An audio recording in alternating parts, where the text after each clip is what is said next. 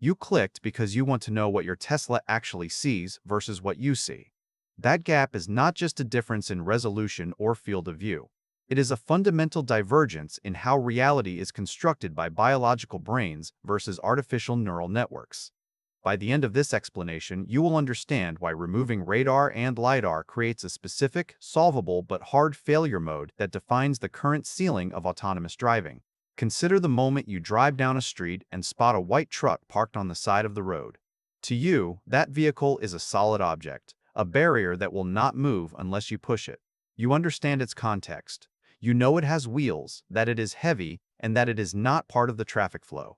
Your brain instantly filters out the truck as a non-threat. You can predict its behavior because you possess a model of the physical world. You know that objects have mass, that they occupy space, and that they do not simply vanish or teleport. This is human visual context. It is dense, rich, and filled with semantic meaning that you absorb without conscious effort. Now imagine that same scene from the perspective of a Tesla. The car does not see a truck. It sees a collection of pixels that happen to form a rectangular shape with a specific color distribution. The neural network has been trained to recognize this pattern as a vehicle, but it does not inherently understand the truck's intent or its physical properties in the way you do. It relies on a sparse representation of the world. It sees edges, corners, and motion vectors, but it lacks the deep semantic understanding that allows a human driver to instantly categorize a stationary object as safe to pass. Here is the thing that creates the anxiety you feel. When the system encounters a scenario that falls outside its training distribution, it does not reason its way out of the problem. It guesses. And because the system was designed to be lightweight and fast, it often guesses based on the most probable pattern it has seen before, rather than the actual physical reality of the situation.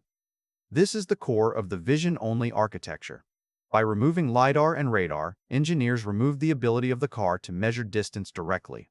They forced the computer to infer depth from two-dimensional images, a task that requires immense computational power and vast amounts of data to get right.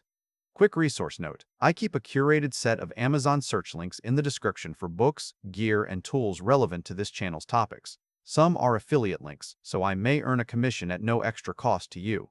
Please consider supporting the channel by using those links if you find something useful. The trade-off is clear.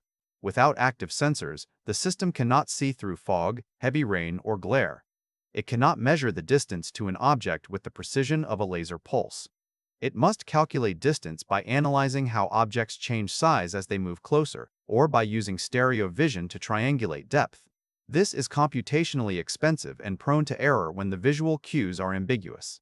A white truck against a bright sky, or a white trailer against a white wall, can become invisible to the algorithm because the contrast drops to zero. The system sees nothing, or worse, it sees the background where the object should be. This leads to the specific failure mode that defines the current limitations of the technology. When the car fails to perceive an object, it does not enter a safe state. It does not stop and wait for a human to take over because the system believes the road is clear. It continues to drive at speed because the neural net has not detected an obstacle. This is not a glitch. It is a fundamental characteristic of a system that relies entirely on pattern matching rather than physical measurement. The system assumes that if it cannot see the object does not exist. You might ask why engineers chose this path. Why remove the redundant sensors that have been standard in automotive safety for decades?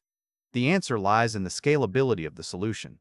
A radar or lidar system is expensive, requires calibration, and adds significant weight and complexity to the vehicle. A vision-only system relies on cameras that are already cheap, ubiquitous, and capable of being produced at scale. The goal was to build a system that could learn from billions of miles of driving data, not just a few thousand miles of sensor data. By using cameras, the system can theoretically learn to recognize any object it sees in training data, whereas a LiDAR system is limited to detecting points in space regardless of what those points represent. The challenge is that the real world is infinitely complex. No amount of training data can cover every possible lighting condition, weather pattern, or unexpected obstacle. The neural network must generalize from what it has seen to what it has not seen. This is where the gap between human and machine becomes most dangerous. Humans use common sense to fill in the blanks. If we see a white object that looks like a truck, we know it is a truck. The machine sees a white object and asks, is this a truck? Is this a cloud? Or is this a cloud? Or is this a cloud? Or is this a reflection? The answer depends on the confidence score of the neural net. and that score can be manipulated by adversarial conditions. The solvable part of this problem is improving the training data and the architecture of the neural networks. Engineers are working on better models that can understand depth and context more effectively. They are adding temporal data, allowing the car to see how objects move over time, which helps distinguish between a stationary object and a moving one. But the hard part is the inherent limitation of the sensor itself. You cannot get a precise distance measurement from a two-dimensional image without making assumptions about the size of the object. If the object is larger or smaller than the system expects, the distance calculation will be wrong. This is the critical insight. The vision-only approach is not a failure of engineering. It is a deliberate choice to prioritize scalability and cost over immediate redundancy. It is a bet that the neural network will eventually become so advanced that it can infer depth and context with the same reliability as a laser. But until that day comes, there will be a gap. A gap where the car sees what the camera sees, not what the world is.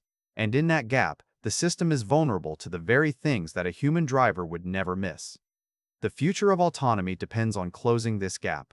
It requires not just better algorithms, but a fundamental shift in how we think about perception.